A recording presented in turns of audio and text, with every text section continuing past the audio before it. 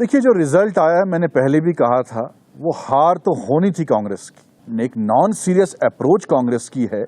जिस तरीके से आपने जनरल सेक्रेटरी इंचार्ज उस व्यक्ति को बनाया जो शादी.com का मैनेजर था, कृष्णा आलूवारी, वो हमारे साथ काम करता था और वो एक नॉन सीरियस आदमी है। गुलाम नबी आज़ाद साहब जैसे व्यक्ति को, लीडर को, सलमान खुर्शीद जैसे लीडर को आप साइडलाइन करके उस शायर को आप प्रमोट कर रहे हैं, उसको राज्यसभा भेज रहे हैं, उसको माइनॉरिटी का चेयरमैन बना रहे हैं। शादी.com के मैनेजर कृष्णा आलूवारिया को आप जो है जनरल सेक्रेटरी बना रहे हैं। बुद्धि आपकी काम नहीं कर रही, क्या कर रहे हैं आप? आज मुसलमान देश का जाग गया है कि हमने दरी बिछाने का काम नहीं करना है। बड़े बड़े पदों पे तुम दूसरों को बिठाओगे और मुसलमानों का वोट लोगे। जब मुसलमानों की बात करने का वक्त आएगा, उस वक्त राहुल गांधी खामोश होंगे। और आप मुझे बताइए, आपको प्रधानमंत्री बनना है, आप हलवाई बनने चले हैं। किस तरह से देखते हैं आप? देखिए, जो रिजल्ट आया, मैंने पहले भी कहा था, वो हार तो होनी थी कांग्रेस की। जो इनकी स्ट्रेटजी है, जो इनका तरीका है, हेलीकॉप्टर और 5 स्टार वाली कैंपेनिंग, वो फेल हो गई। जब हम पार्टी से निकले थे, गुलाम नबी आज़ाद साहब जब पार्टी से निकले थे, कपिल सिब्बल साहब जब पार्टी से निकले थे, उनके घर में पथराव किया गया, क्योंकि उन्होंने सिर्फ ये कहा था कि ऑर्गेनाइजेशनल चेंजेस होनी चाहिए, स्ट्रेटजी आपकी चेंज होनी चाहिए। आप इलेक्शन पे इलेक्शन हार रहे हैं और एक लीडर को आप कितनी बार लॉन्च करेंगे, कितने इलेक्शन वो हरवाएगा और फिर जो है आपके कांधे पे जो है चढ़ के कहेगा कि मैं आपका नेता हूं। तो एक नॉन सीरियस अप्रोच कांग्रेस की है। जिस तरीके से आपने जनरल सेक्रेटरी इंचार्ज उस व्यक्ति को बनाया जो शादी.com का मैनेजर था, कृष्णा आलूवारी, वो हमारे साथ काम करता था और वो एक नॉन सीरियस आदमी है। आपने किसी सीनियर व्यक्ति को बिहार का इंचार्ज बनाया होता और उस पर आरोप जो लगे कि उसने सीटों की चोरी की, उसने सीटें बेची, टिकट बेची, और उस व्यक्ति को आपने इंचार्ज बनाया, किसी सीनियर व्यक्ति को आपने बनाया होता, रिजल्ट कुछ और होते।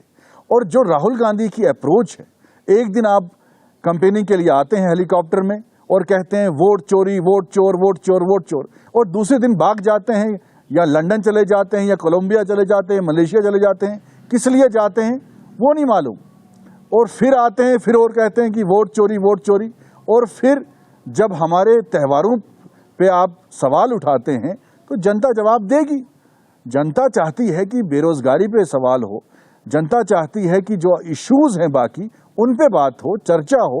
As leader of the opposition आप फेल हो गए हैं और मुझे लगता है कि अगर थोड़ी सी शर्म बची है राहुल गांधी जी को, उनको इस्तीफा देना चाहिए। He is not fit as a leader, वो लीड नहीं कर सकते। इसीलिए बहुत से कांग्रेस के लोग हम जैसे जो हैं छोड़ के चले गए। हम तंग आ गए। इनको कितनी बार समझाएं? हम पे बहुत से मुकदमे हुए, हम पे जो है, हम पे बहुत से आरोप लगे। हम मेहनत करते थे और फिर उसका फल क्या है कि आप एक ऐसे शायर को कैंपेन का स्टार बनाएंगे और हेलीकॉप्टर पे नचवाएंगे और वो शायरी करके आपको लगेगा कि वो वोट दिलवाएगा। इमरान प्रतापगढ़ी, उसका बैकग्राउंड क्या है? वो कुछ भी नहीं था, उसको हमने कांग्रेस में लाया। और गुलाम नबी आज़ाद साहब जैसे व्यक्ति को, लीडर को, सलमान खुर्शीद जैसे लीडर को आप साइडलाइन करके उस शायर को आप प्रमोट कर रहे हैं, उसको राज्यसभा भेज रहे हैं, उसको माइनॉरिटी का चेयरमैन बना रहे हैं। शादी.com के मैनेजर कृष्णा आलूवारिया को आप जो है जनरल सेक्रेटरी बना रहे हैं। बुद्धि आपकी काम नहीं कर रही, क्या कर रहे हैं आप? आप कैसे प्रधानमंत्री बनेंगे? जो आज बिहार के मुसलमानों ने डिसीजन लिया, MIM को सपोर्ट किया, 6 सीटें आई। कांग्रेस की 1 सीट आई है, मुझे लगता है वो भी नहीं होगी, और MIM की जो है 6 सीटें आई।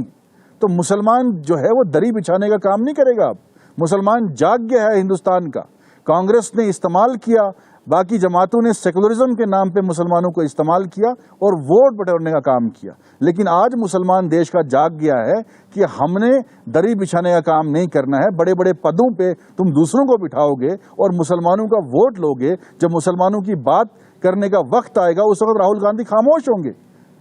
और आप मुझे बताइए, आपको प्रधानमंत्री बनना है, आप हलवाई बनने चले हैं, आप मच्छी पकड़ने चले हैं। ये कौन सा लीडर मैंने दुनिया में नहीं देखा जो कहता है कि मुझे प्रधानमंत्री बनना है, लेकिन वो लोगों को कन्विंस नहीं कर पा रहा है बिहार में, और जहां आपको एक दिन में 10 सभाओं को मुझे लगता है एड्रेस करना चाहिए था, वहां आप एक सभा में कहते हो वोट चोर वोट चोर। ये वोट चोरी वाला एक्सक्यूज नहीं चलेगा।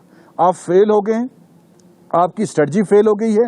आपके जो जनरल सेक्रेटरी इंचार्ज हैं ऑर्गेनाइजेशन, वो साउथ इंडियन हैं, और नॉर्थ इंडिया में आप इलेक्शन लड़ रहे हैं जिसको हिंदी भी नहीं बोलने आती, उसको आपने जनरल सेक्रेटरी बना के रखा है। वहां क्या चल रहा है? वहां टिकटों का सौदा होता है। हम रहे हैं कांग्रेस में, वहां टिकटों को बेचा जाता है। तबाही कर दी राहुल गांधी ने कांग्रेस की, बर्बादी कर दी है कांग्रेस की, और कुछ लोग उनके चमचे जो आगे पीछे हैं वो उनको शाबाशी देते हैं। लेकिन जो मुझे लगता है हमदर्द कांग्रेसी है वो सब परेशान है, वो सब दुखी हैं। हमें कहते हैं कि हम तंग आ चुके हैं। चाहे जम्मू कश्मीर आपने देखा, आपने हरियाणा देखा, आपने महाराष्ट्र देखा, आज बिहार देखा, आपका वजूद खत्म हो चुका है। मुझे लगता नहीं है कि कांग्रेस 10-20 साल जो है कमबैक करेगी। और अगर आपने प्रधानमंत्री बनना था तो आपको सभी सीनियर्स को साथ लेके गुलाम नबी आज़ाद साहब की ने जो आपको सजेशंस दी थी उसका सम्मान करना था और उस पर काम करना था। गुलाम नबी आज़ाद साहब को प्रधानमंत्री थोड़ा बनना था, कपिल सिब्बल साहब को प्रधानमंत्री थोड़ा बनना था। तो मुझे लगता है Rahul Gandhi is not fit for politics. जो हमने महसूस किया उनके साथ रह के, जब भी हम मिले,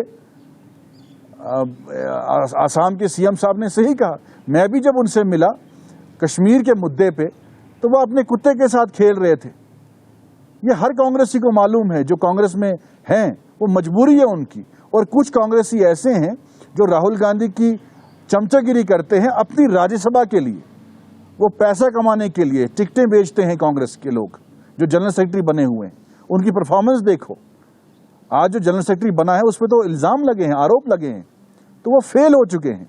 मुझे लगता है उनको इस्तीफा देना चाहिए अगर थोड़ी सी शर्म बची है, क्योंकि कांग्रेस जो गुलाम नबी आज़ाद साहब ने बनाई थी, कांग्रेस जो पुराने लोगों ने बनाई थी, उस कांग्रेस को राहुल गांधी ने बर्बाद किया है।